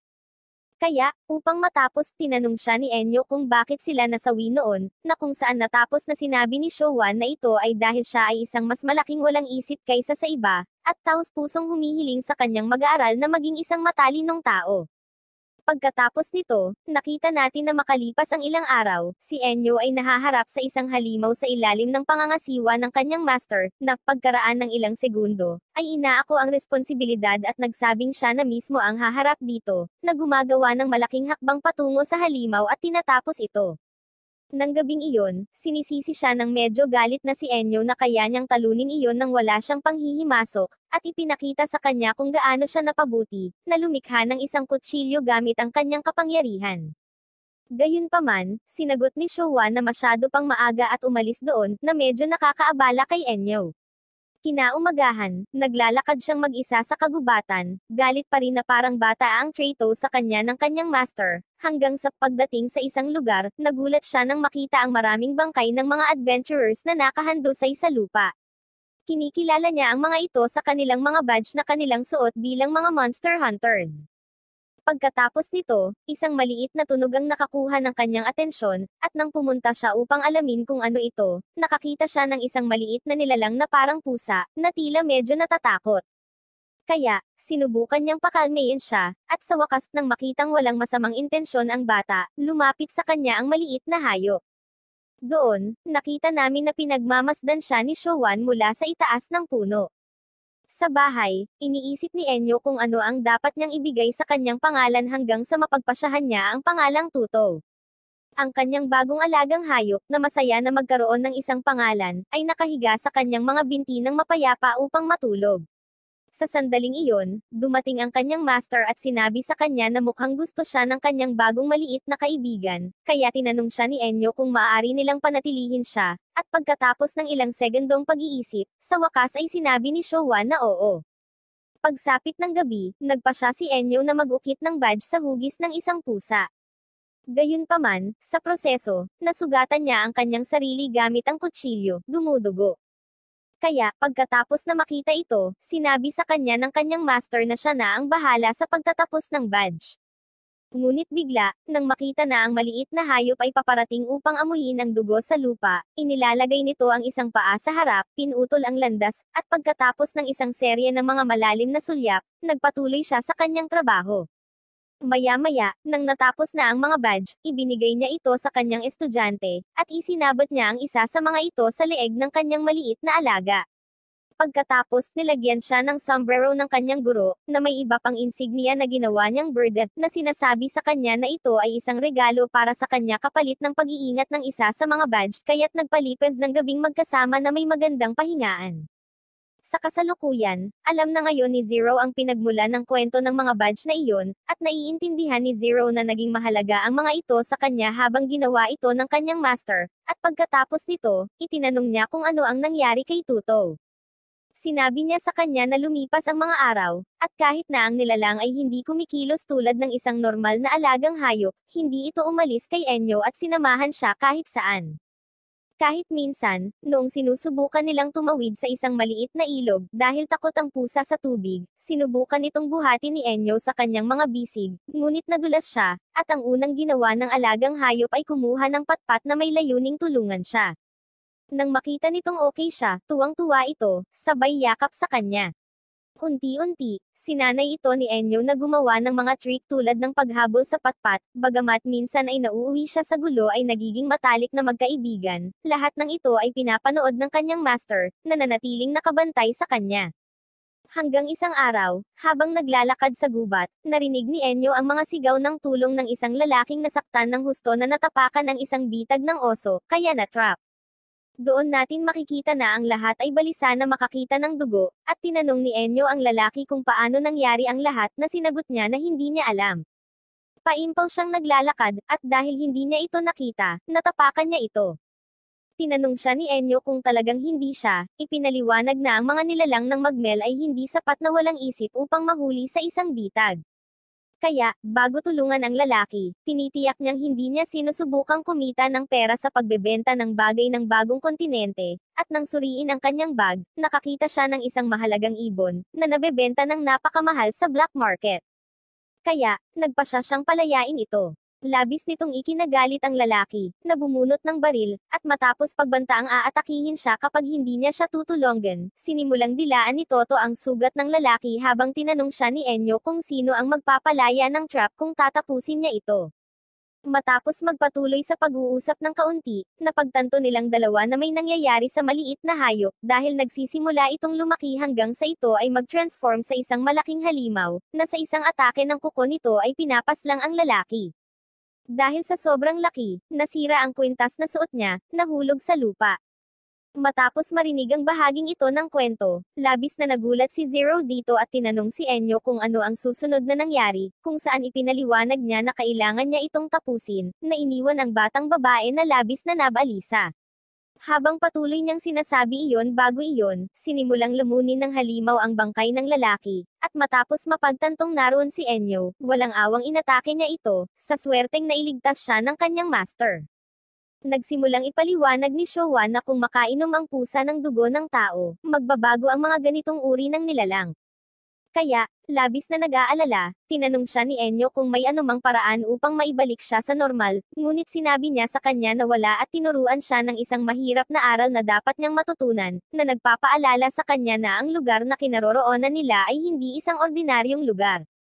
Ito ay si Magmel. Pagkatapos nito, lumikha ng isang tibak, naghahanda siyang tapusin ang halimaw. Gayunpaman, siya ay nag-ambala ni Enyo na humiling sa kanya na mangyaring hayaan siyang gawin ito, at ang kanyang master, pagkatapos tanungin siya kung kaya niya, ay inatake ni Tuto. Pagkatapos nito, pinalabas ni Enyo ang isang espada, na hawak niya, at doon nagsimula ang labanan sa pagitan niya at ng kanyang alaga, kung saan unang umatake ang halimaw. Humiwas si Enyo at nagawang salakayin siya. Gayunpaman, kapag tinamaan niya siya sa mga sungay, ang espada ay tumalbog at lumilipad sa hangin, na nagbibigay ng oras sa beast na gumanti, tinamaan ang bata at itinapon ito sa lupa. Habang pinagmamasdan niya itong unti-unting lumalapit, naaalala ni Enyo ang lahat ng mga sandali na kasama niya ito, at nang makita niyang sinalakay niya siya, muling gumawa ng espada gamit ang kanyang kapangyarihan, gumanti siya, at saglit, nakita niyang nag-aalangan ang nilalang kung tatanggapin ang atake. Kaya, sa isang mabilis na paggalaw, inatake ito ni Enyo, napagtanto na ang halimaw ay nakatingin sa kanyang kwintas sa lupa, at nanghihinayang sa pag-atake sa kanyang alaga, ito ay nasawi. Makalipas ang ilang oras, matapos mailibing ang napakalaking bangkay, nilapitan siya ng kanyang master, sinabi sa kanya na kumilos siya ng maayos, ibinigay sa kanya ang badge na mayroon si Tuto sa kanyang kwintas, at ipinaalala sa kanya na hindi niya ito kasalanan. Nang matapos ang kwento, parehong nanahimik si Enyo at ang kanyang apprentice sa loob ng ilang segundo hanggang sa basagin niya ang katahimikan sa pamamagitan ng pagsasabi sa kanya na iyon ang unang beses na nakapaslang siya ng halimaw, dahil sa bagong kontinente, kung hindi ka papaslang ikaw ang papaslangin. Pagkatapos nito, humingi siya ng paumanhin kay Zero at nagtanong kung maaari pa siyang maghintay ng kaunti pa para magkaroon ng mga alagang hayop. Magsasalita na sana ang babae, na medyo nalungkot sa kwento, nang biglang may isang customer na nagbell, at pagkatapos mag-alinlangan ng kaunti kung dapat ba niyang buksan, sa pagkakataong iyon, hiniling siya ni Enyo na kumilos ng normal. Ilang minuto ang lumipas, ang customer pala ay isang batang babae na umiiyak, sinabing nawala ang kanyang alaga na si Roka. Ang maliit na batang babae ay nagpapakita ng isang drawing ng isang pusa, at ito ay nagpalungkot kay Enyo, na nagbigay ng katiyakan sa batang babae sa pamamagitan ng pagsasabi sa kanya na makikita nila ang kanyang pusa. Ito ay nagpapasaya sa batang babae. Gayunpaman, itinutuwid niya ito sa pamamagitan ng pagsasabi sa kanya na si Roka ay isang aso, at nakita ang positibong saloobin ng kanyang amo. Sa kabila ng lahat ng iyon, ngumiti si Zero, malinaw na sinabi na kahit anong tingin mo sa kanya ito ay isang aso. Maya-maya, lumilipad sa ibabaw ng Magmel, sina Emilia at Owen ay dumating sa isang lugar ng kontinente na tinatawag na Magic Octagon, isang lugar kung saan maraming eroplano ang nahulog. Gayunpaman, sinabi ng lalaki na ang paglalakbay sa isang ship ay advanced dahil imposible iyon para sa kanila na mapabagsak, dahil ito ang pinakamalaki at pinakamalakas na armadong helicopter sa mundo. Talagang ganito ang iniisip ni Owen, dahil ang sasakyan ay ginawa mula sa pinakamalakas na mineral ng Magmel, at iniisip na dahil sa mga ulat, kitang-kita ang mga dahilan ng pag-aalala. Gayunpaman, kung matutuklasan nila kung bakit mapanganib ang lugar na iyon para sa mga ship, ito ay magiging kapaki-pakinabang para sa kanilang kumpanya. Palalim silang lumalalim sa octagon na ito, at mula sa tubig, pinapanood ng ilang malapalakan na nilalang ang papalapit na malaking sasakyan. Gayunpaman, ang mga nilalang na ito ay nagsimulang maghagis ng malalaking bato sa ship gamit ang kanilang mahaba at malalakas na dila bilang mga tirador. Ang mga sundalo ng ship ay gumanti sa pamamagitan ng paggamit ng kanilang mga canyon at machine gun upang basagin ang mga projectiles na ibinato sa kanila. Gayunpaman, dumating ang panahon na nagsisimula silang maging sobra para makapag-react, hanggang sa mawalan sila ng kontrol sa mga makina. Sa sandaling iyon, may tumama sa helicopter, at sa pamamagitan ng mga kamera, nakita ni Emilia kung paano nahawakan ng mahabang braso mula sa silweta ng tao ang ship at hinaila ito patungo sa lupa na may balak na ibagsak ito, na nagtagumpay itong gawin. Pagkatapos nito, ang mga Polaka ay nagsimulang tumilaok, at ipinakita sa amin ang isang uri ng maikling humanoid na nakangiti at may medyo nakakagambalang mukha. Samantala, sa lungsod, si Dr. Chester ay nagtungo sa base ni Enyo kung saan sila ni Zero ay nag-uusap tungkol sa mga marshmallow na labis na nagustuhan ng babae, at sinabing mula ngayon, ito na ang kanilang kakainin para sa almusal, tanghalian, merienda, at hapunan mula noong binili ito ni Zero dahil ibinenta ito sa mababang presyo at sa maraming dami, dahil wala silang pera para sa anumang bagay. Sa sandaling iyon, kumatok ang doktor sa pinto at sinabi sa kanila na nawala ang kanilang anak na babae sa bagong kontinente. Dahil dito ay naging curious si Enyo, mula noong huli silang nagkita, baliktad ang kaso, at ipinakita sa kanila ni Chester ang lugar kung saan pupunta ang kanyang anak at muling humingi ng tulong sa kanila, ipinaliwanag na inatake sila ng hindi kilalang puwersa kahit habang nasa ship. Nang marinig ito, papayag si Enyo, kapalit ng gantimpala na madouble kaysa sa huling pagkakataon. Matapos marinig ang mga salitang ito, nagkomento ang doktor na kamukhang kamukha ni Enyo ang kanyang ina, si Showan, at matapos maliitin ang kahalagahan ng sitwasyon, muling isinasaalang-alang ni Enyo ang kanyang desisyon at humiling ng triple sa pagbabayad. Pagkaraan ng ilang sandali ng pag-iisip tungkol dito, alam na ang buhay ng kanyang anak na babae ay nakataya, tinanggap ito ng doktor, kinuha din ang pagkakataon na kumain siya ng maraming marshmallow upang mabilis na maubos ang kanyang mga reserba. Samantala, sa lugar kung saan bumagsak ang ship, nagpa siya si Emilia na bumaba sa sasakyan, kahit na hiniling siya ni Owen na huminto, dahil maaari itong maging mapanganib.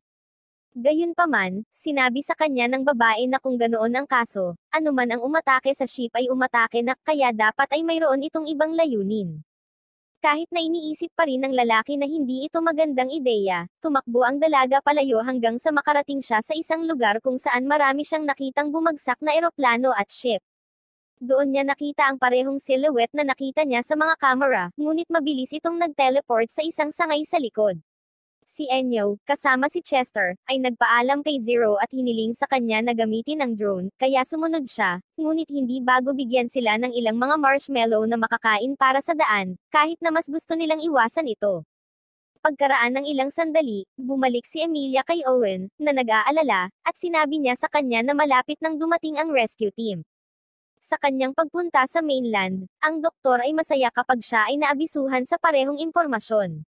Samantala, ang mga Polaka ay lumapit sa dakilang nahuhulog na ship kung saan ang isang nag-aalalang si Owen ay humiling sa mga sundalo na pumasok sa labanan, dahil alam din niya ang pag-iral ni Aaron, na nagpapaliwanag na siya ay isang katutubong tao sa kontinenteng iyon.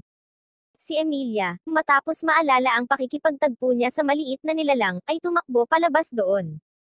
Pagdating sa destinasyon, pinag-uusapan ni Enyo at Chester ang tungkol sa katutubo at napag-usapan kung alam na nila ang pagkakaroon nito. Sa sandaling iyon, kinumpirma ni Zero ang lokasyon ng malaking ship at inaabisuhan din na buhay pa si Emilia nang makita siyang tumatakbo sa mga puno. Kaya, sinabi ito ni Enyo sa ama ng babae habang sinusubukan niyang pigilan ang mga sundalo sa pag-atake kay Aaron, dahil hindi siya mahilig sa mga armas. Gayunpaman, hindi siya pinansin ng mga sundalo, at sa sandaling makita nila ang nilalang na papalapit, pinaputukan nila ito. Nagre-react ito sa pamamagitan ng pag-iwas sa mga pag-atake ng napakabilis, pagpapahaba ng mga kamay nito at pag-disarma sa mga sundalong kasama nila, hanggang sa nagpaputok ng missile launcher ang dalawa na tumama sa katutubo. Nang mawala na ang ulap ng alikabok mula sa pagsabog, makikita natin na buo pa rin ang nilalang at dinasarmahan ang iba pang mga gwardya, kaya't umatras sila, habang nagpapakita ang helicopter ni Enyo sa kalangitan, na nakakuha ng atensyon ni Aaron. Iniulat ni Zero na sila ay nasa kanyang paningin, kung saan tinanong ni Enyo si Chester kung mayroon siyang anumang armas sa kanya, kung saan ang sagot ng lalaki ay malinaw na mayroon siya nito dahil sa mga panganib sa lugar. Sa sandaling iyon, iniunat ng katutubo ang isang braso sa direksyon ng sasakyan, at tumalon si Enyo sa tabi ng doktor bago ito tumama, na sinira ang helicopter. Ang drone, sa kabutihang palad, ay namamahala upang makuha ang mga ito sa hangin at nagsimulang ailapit ang mga ito sa lugar kung saan naruroon si Emilia, na nagsasabi na ang mga naliligaw na katutubong nilalang ay mula sa magmel na may mahusay na kapangyarihan ng kalikasan, at 30 pang mga specimen ang natagpuan na sa kontinente. Gayunpaman, lahat sila ay may dalawang bagay na magkatulad, na may kaparehong hitsura sa mga tao at pagkakaroon ng pareho or mas mataas na katalinuhan kaysa sa sangkatauhan. Sa wakas, muling nagkita ang mag-ama habang papalapit ang maliit na humanoid. Ipinaliwanag ng babae sa doktor na hindi masama si Aaron. Ayaw niya lang ng armas, sinasagot niya na alam na niya at mas mabuting si Enyo na lang ang bahala dito. Unti-unti niyang nilapitan ang katutubo, na mabilis na umatake sa kanya. Si Enyo, na nakikita ito bilang isang laro, ay tinanggap ang hamon, at pareho silang nagsimulang lumaban, umiiwas at naghahadyas ng atake at projectiles sa isa't isa nang walang tigil hanggang sa wakas, si Enyo, pagkatapos na ilagay ang kanyang sarili sa isang magandang posisyon, tinapos ang laban sa pamamagitan ng pagkatalo kay Aaron sa isang huling atake. Lumapit si Emilia sa lugar, sinasabihan siya na ang nilalang ay mabuti, at hindi kinakailangan na tapusin ito, na sinagot niya na hindi niya ginawa ang ganoong bagay. Makikita natin na ang katutubo ay natalo at inilibing ng malaking hanay ng marshmallow. Ang maliit na nilalang, kapag siya ay namamahala upang lumabas na may isang pares ng mga ito, ay nalulugod sa kanilang panlasa, kaya siya, kasama ang kanyang mga polake, ay nagsimulang kumain, kaya nagulat ang lahat sa paligid niya. Nagpa siya si Zero na gawin din ito. Sa wakas, sinabi ni Enyo sa katutubo na hindi sila magkaaway, at sinagot niya na ang tanging gusto lang nila ay mamuhay ng payapa, kaya nangako si Enyo na hindi na muling lalapit sa lugar na ito. Humingi muli ng tawad si Chester kay Enyo para sa mga problema, at dahil ito ang pangalawang pagkakataon na kailangan nila ang kanyang tulong, sinabi niya na nais niyang gumawa ng isang bagay upang magpasalamat sa kanya. Humihingi si Enyo ng bagong helicopter at anumang bagay maliban sa marshmallow. Nang marinig ito, dahil sa napakalaking panlasa na nabuo ng mga Polaka para dito, nagsimula silang tumilaok, at sinabi ni Zero na naiintindihan niya sila. Pagkatapos nito, nagtatapos ang misyon na may masayang resulta para sa lahat. Pagkaraan ng mga araw, ang drone ni na Enyo at Zero ay nangongolekta ng pagkain sa magmel hanggang sa mahuli ng apprentice ang isang malajeli na kabute. Ipinaliwanag ng bidang lalaki na ito ay lubhang mapanganib kung saan siya ay natakot at ibinagsak ito. Pagkatapos, humiga siya sa damuhan, at pinapagalitan siya ng kanyang apprentice na babae, na sinasabi sa kanya na sila ay nasa ganoong sitwasyon dahil sa kanya sa pag-aaksaya ng pera.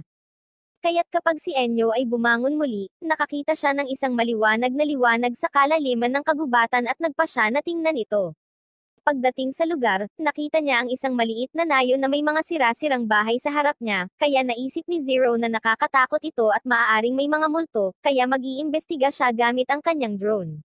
Sa sandaling iyon, mula sa mga halaman, isang lalaking may ripple ang tumutok kay Enyo. Maya-maya, nakita naming tumungo siya sa tila carinderia, habang ang lalaki, na ang pangalan ay Tabo, ay nilagyan ng bala ang ilang kahon. Sa sandaling iyon, tinanong siya ni Enyo kung nakatira siya mag-isa, ngunit walang sagot. Kaya, sa pagmamasid na ang lugar kung saan ito dati ay isang cafeteria, humihingi siya ng kape sa lalaki. Muli, walang tugon. Matapos ang ilang segundong katahimikan, tinanong siya ni Tabo kung ano ang ginagawa niya doon, na sinagot ng bida na naghahanap lamang siya ng pagkain at idinagdag na ayaw niyang saktan siya, or pakialaman ang kanyang buhay. Gayunpaman, itinutok muli ng mga ngaso ang kanyang ripple sa kanya, at pagkatapos na obserbahan siya sa ripple, nagpa siya siyang kumuha ng kutsilyo at unti-unting lumapit, sa kabila ng pag-igting ni Zero, pinutol niya ang mga lubad ng bida, pinalaya siya. Matapos putulin ang mga lubad, sinabi sa kanya ni Enyo na masarap uminom ng kape, ngunit nang hindi siya nakatanggap ng tugon, nagpa siya siyang umalis, ngunit hindi bago tumingin sa isang larawan kung saan si Tabu ay may kasamang babae. Nang mapagtantong huminto ang bida upang tingnan ang larawan, inutusan niya itong umalis, at sumunod siya. Si Zero, na nagsasabing siya ay napakawalang galang, habang si Enyo ay kumukuha ng ilang hugis mata na prutas at inilalagay ito sa harap ng drone lens. Natakot ang apprentice, at kahit na sa tingin niya ay medyo kasuklam-suklam, sinabi ni Enyo sa kanya na ito ay matamis at masarap. Gayunpaman, wala siyang pakialam tungkol dito, dahil ito ay medyo nakakagambala.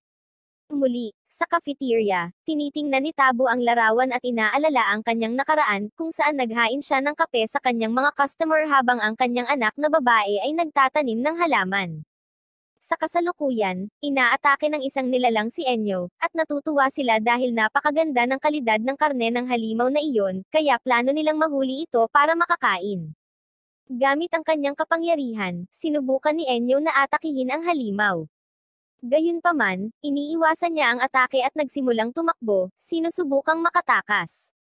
Kaya, sinimulan nilang habulin ito hanggang sa makarating sila sa isang clearing sa kagubatan, at nang sa wakas ay nagawa nilang cornerin ito, isang malaking halimaw ang nagpakita mula sa ilalim ng lupa, kinakain ng maliit na nilalang at muling ibinaon ang sarili sa ilalim ng lupa. Nagulat dito si Zero, at sa sandaling ang panganib ay lumipas na, ang bidang lalaki ay nagpapaliwanag sa kanyang apprentice na ito ay isang kakaibang halimaw na makikita dito.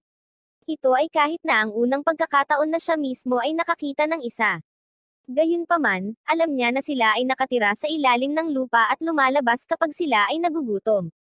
Habang sila ay nag-uusap, nakarating sila sa isang lugar na puno ng mga libingan, at nang mapagtanto nila na ito ay isang sementeryo, sinimulan nilang siyasatin ng kaunti ang lugar hanggang sa marating nila ang isang libingan na may mga sariwang bulaklak na nakalagay dito.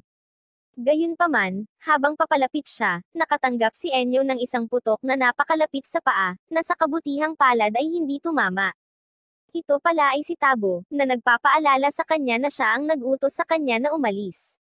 Isang katahimikan ang bomb alert sa kapaligiran, naputol lamang ng tunog ng magazine ng lalaki na naghahanda at magpaputok ng dalang isa pang bala, na dumaan ng mas malapit sa ulo ni Enyo nang hindi siya tinamaan bilang isang paraan ng babala. Pagkatapos nito, sinabihan siya ng lalaki sa huling pagkakataon na umalis. Kaya naman, sumunod na lang si Enyo at nagpatuloy sa paglalakad sa mga puno hanggang sa mawala siya. Si Zero, na muling nagalit sa inaasal ng lalaki, ay nagsabi na hindi tama ang pagpapaputok ng baril sa isang tao, ngunit ipinagtapat niya na marahil ay pinoprotektahan niya ang isang bagay na napakahalaga. Bumalik sa libingan, ang lalaki ay nakarinig ng isang malakas na dagandong at nang hindi nag-iisip ng dalawang beses, siya ay tumakbo patungo sa direksyon, inihanda ang kanyang sandata. Sa wakas, kapag siya ay lumabas sa mga puno, siya ay nakarating sa isang malinaw na lugar kung saan siya ay nagmamasid sa pamamagitan ng ripple kung mayroong anumang posibleng panganib.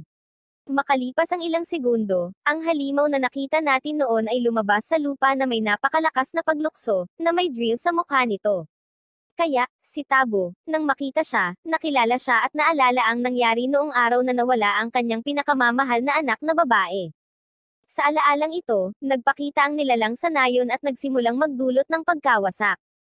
Kaya, habang tumatakas ang mga taga-nayon, nagsimulang umiyak ang isang batang babae, at tinulungan siya ng isang lalaki. Gayunpaman, sa paggawa nito, halos lamunin siya ng nilalang, na kung hindi ito pinigilan ng ibang lalaki na armado, ay kakainin ang una. Pinaputukan pa ng lalaki ang nilalang na ngayon ay nakatutok sa kanya. Gayunpaman, tila walang nagawa ang mga bala, hanggang sa biglang tumagos ang isang malakas na putok sa isang mata ng halimaw, at nagpakita si Tabo. Inako niya ang responsibilidad sa pagpaslang sa halimaw at hiniling sa kanyang kasama na tumakas. Ngunit ang halimaw, sa isang malakas na atake, ay nagpabagsak ng isang gusali sa pamamagitan ng paghagis ng malalaking troso ng kahoy sa ibabaw nito. Sa kasalukuyan, napapansin ng mga ngaso na ito ay kapareho ng halimaw noong nakaraan dahil nawawala ang isang mata nito. Kaya, sinusubukan niyang i-target ang iba. Gayunpaman, ang kanyang paningin ay nagsimulang mabaigo, na nagdulot sa kanya upang makaligtaan ang pagtama. Ang shot na ito ay nagpa-alerto kay Enyo, at habang papalapit ang nilalang, muling itinuro ni Tabo ang direksyon sa isang mata nito. Gayunpaman, siya ay nataman ng malakas at nahampa sa isang bato. Nang makita ito, sinabi ni Zero kay Enyo na dapat nilang tulungan ang lalaki. Gayunpaman, sinasagot niya na hindi siya isang taong tila gusto ng tulong, at nililimitahan lamang nila ang kanilang sarili sa pagmamasid. Kaya, sa sandaling iyon, ang lalaki ay nakatanggap ng isa pang atake mula sa nilalang habang naaalala niya kung paano, nang matapos ang panganib, nagising siya sa ilalim ng mga kahoy, nakita sa paligid niya ang nawasak na nayon at ang bangkay ng kanyang kasama. Habang patungo siya sa cafeteria, nagulat siya nang makitang nasawi na ang kanyang anak na labis na ikinalungkot ng lalaki. Ang pagkakita sa medalyon ng kanyang anak na babae ay nagbigay sa kanya ng sapat na lakas upang bumangon muli, at magpatuloy sa pagharap sa halimaw. Habang dahan-dahan itong lumalapit sa kanya, pinapagana ang kanyang drill si Enyo, gamit ang kanyang kapangyarihan, ay nagawang itali ang isang paa nito, dahilan para madulas ito, at nagawang magpaputok ni Tabo sa bibig nito, na dumaan sa bungo ng halimaw, na ikinasawi nito kaagad.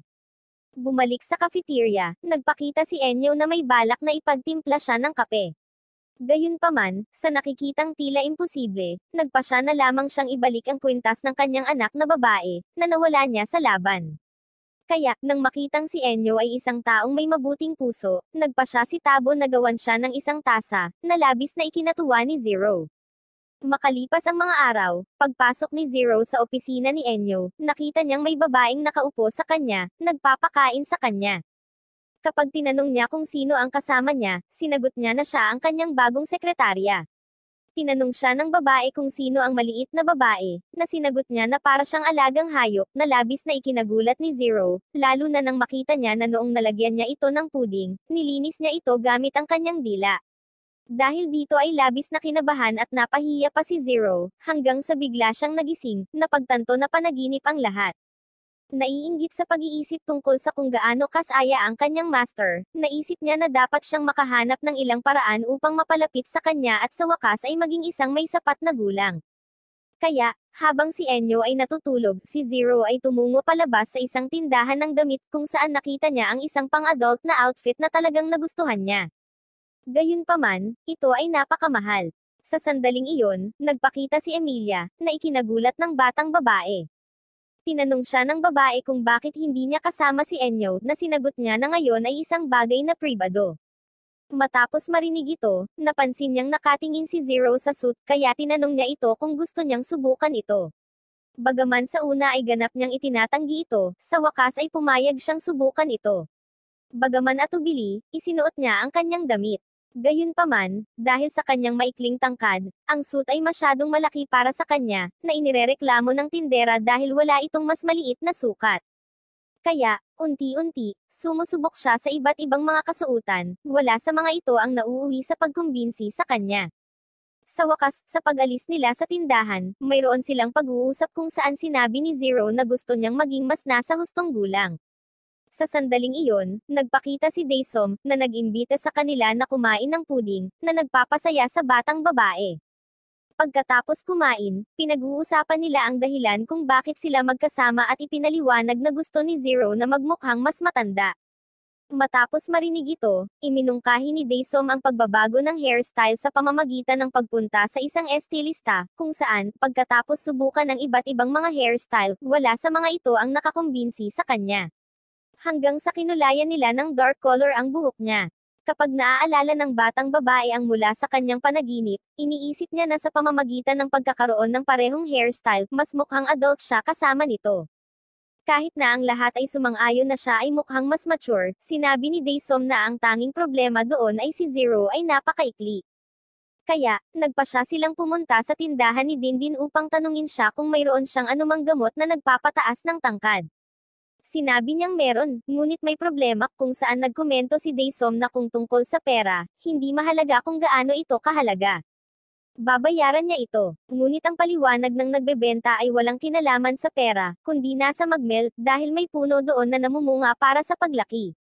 Matapos ipakita sa kanila ang prutas sa isa sa mga libro, nagkomento siya na hindi niya alam kung talagang umiiral ito, kung saan iminungkahi ni Emilia na tingnan ito, na ikinagulat ni Dindin, dahil hiniling nila sa kanya na gabayan sila. Kaya, sa ilalim ng isang maliit na banta, sa wakas ay sumang-ayon siya, ngunit nagtanong kung paano nila planong pumunta. Kung saan sinabi ng milyonaryo na siya na mismo ang bahala dito, dinadala sila sa isang malaking pool kung saan lumabas ang isang malaking helicopter. Gayunpaman, bago sumakay, tinanong ni Emilia si Zero kung talagang magiging okay para sa kanila na pumunta sa bagong kontinente nang hindi nagpapaalam kay Enyo, at ang isang ito, pagkatapos na timbangin ito ng kaunti, ay nagsasabing oo. Nang nasa Magmel na, si Dindin ay lubos na nag-aalala tungkol sa mga panganib na maaaring maranasan nila, ngunit tinanong sila ni Daesom kung sila ay nagugutom, at sa ilang segundo, ilang mga mayordomo ang naglagay ng isang eleganteng mesa, na sinamahan ng mga kandila at alak. Tinapos niya ang pagkain, at dahan-daang lumapit ang isang maliit na nilalang na mukhang batang leon na may pakpak. Tinatakot nito si Dindin, na kinuha ang isa sa kanyang mga sandata at itinutok ito sa nilalang, na nagbabalak na maghayganti para sa kahihiyan na mayroon siya sa pagong. Simula noon, nagsasanay na siya, at oras na para ipakita ang mga resulta. Matapos isipin na kung matalo niya ang halimaw, babatiin siya ni Emilia at makukuha ang kanyang atensyon, ngunit ang iba ay lubhang nagdududa kung sila ay aatake or hindi. Lumapit si Zero, binigyan siya ng carrot at kaunti pang pagkain, at sinabi sa kanya na siya ay isang vegetarian na hayop na labis na ikinagulat ng tindero. Sa pagpapatuloy ng kanilang paglalakbay at pagkakita ng maraming nilalang, sa wakas ay nakarating sila sa lugar ng unang prutas, kahit na nakita ni Dindin na medyo komplikado ang paglalakbay. Nang nasa ilalim ng puno, hiniling ni Zero sa babae na buhatin siya. Gayunpaman, nakakaligtaan niya ito ng ilang sentimetro. Matapos magpatuloy sa pagsubok, sa wakas ay nakuha nila ito, ngunit nawala ang kanilang katatagan at nahulog sa tindero. Para patunayan na positibo ang resulta at hindi lason ang prutas, pinilit ni Zero si Dindin na subukan muna ito. Sa una, parang walang nangyari. Gayunpaman, kapag siya ay tumayo, napansin niya na ang kanyang mga binti ay napakahaba, nakikita na sa kabila ng pagtaas ng laki, ang prutas na ito ay hindi ang tama. Sa susunod, na nasa latian, nilapitan ito ni Dindin at aksidenteng nadulas, nahulog at hindi sinasadyang nakain. Ang side effect ay naunat ng husto ang kanyang ulo. Kaya, nagpa siya silang subukan ang isa pa, na mukhang isang kabute. Sama-sama, nakuha nila ang tindero na maging guinea pig muli ng grupo sa pamamagitan ng pagsubok sa prutas na nagpalaki sa kanyang buong katawan, na ginawa itong napakalaki. Nang bumalik ito sa normal, napansin nila kung paano yumanig ang lupa sa mga yabag ng isang malaking nilalang, na isang higanteng kuhol. Hindi man lang nag-react ang kuhol sa mga putok ng machine gun ng mga butler, na pinatumba niya gamit ang kanyang mga galamay. Ang bawat isa ay nagsimulang maghanda upang labanan ito hanggang sa atakihin siya ni Dindin gamit ang isang pana, at ang arrow ay naputol, na nagtuturo sa amin na ang halimaw ay talagang matigas. Si Zero, kasama ang kanyang drone, ay sumusubok na gambolin siya, ngunit ang higanteng snail ay naglalabas ng isang uri ng mga spores, kung saan tumutubo ang mga halaman, na lumilikha ng isang hole sa kanilang paligid, na nagiiwan sa kanila na nakulong at lubhang mahina. Sa sandaling tila lalamunan sila ng kuhol, nagpakita si Enyo, tinamaan ito at ipinadala sa hangin. Gayunpaman, muling umatake ang snail kaya hiniling niya sa kanila na umalis doon habang hinaharap niya ang halimaw. Kaya naman, habang nag-aaway silang dalawa, ang iba ay naghahanap ng paraan para makaalis sa hole ng halaman at sinabi na ang tanging pagpipilian ay kainin muli ang mga lumalagong prutas. Tumanggi ni Dindin. Gayunpaman, pinipilit nila siya. Si Enyo, dahil sa kung gaano katibay ang halimaw, ay hindi ito matalo. Ngunit sa di kalayuan, naging higanti ang tindero, sinira ang mga halaman at kinakain ng isa pang prutas na nagpalaki ng mga binti. Isang malakas na sipa ang ibinibigay niya sa kuhol kahit nawalan ito ng balanse at bumagsak. Ngunit higit pa sa lahat, pinapakain nila ang huling mga prutas na nagunat sa ulo nito. Sa pamamagitan ng isang headbutt, binabaligtad nila ang kuhol, isang bagay na sinamantala ni Enyo upang bigyan siya ng isang malakas na atake sa kanyang mahinang punto, kaya natapos ang laban. Pagbalik sa bahay, nagpaalam sina Emilia, Daesom at Dindin, habang si Zero ay humihingi ng tawag sa kanyang master dahil sa pagpunta sa Magmel nang hindi sinasabi sa kanya, ipinaliwanag na ito ay dahil gusto niyang makahanap ng isang bagay na lumabas sa isang libro na mayroon ang tindero. Sinabi sa kanya ni Enyo na ibinigay niya ito sa kanya, at syempre, ito ay hindi totoo. Kahit na sinabi sa kanya ni Zero na totoong nangyari ang isinulat niya sa libro, sinabihan lang niya itong dalhin ito sa susunod, na tinatanggap niya habang iniisip na masaya sila sa paglalakbay. At dyan na nga tinatapos ang video na ito. Kung nag-enjoy ka, pwede mo akong i-follow or subscribe dito sa YouTube channel ko, Lahat ng anime na mapapanood mo ay libre lang, kaya dapat naka-follow or subscribe ka sa channel ko para lagi kang updated sa mga bagong paparating na i-upload ko. Salamat and enjoy!